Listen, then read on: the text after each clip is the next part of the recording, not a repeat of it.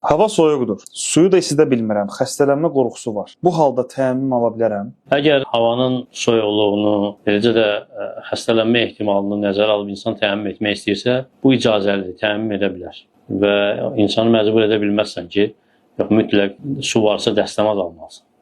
Necə ki, hədisdə, sabit səhih hədisdə gəlir ki, Peyğəmbər s.ə.v-in səhabələri bir neçəsi səfərlərin birində boynuna qüsul düşmüş bir səhabəyə tövsiyə edirlər ki, qüsl alsın və bəziləri də deyir ki, təəmmüm alsın və səhabənin də yarası olduğu üçün başında qüsl alandan sonra vəfat edir. Və Peyğəmbər sallallahu əleyhi və səlləmə xəbər çatanda deyir ki, Allah onları öldürsün, kişini öldürdülər. Cahilliyin, yəni cahilliyi Peyğəmbər sallallahu xəstəliyi adlandırır. Deyir ki, cahillik xəstəliyinin dərmanı soruşmaqdır.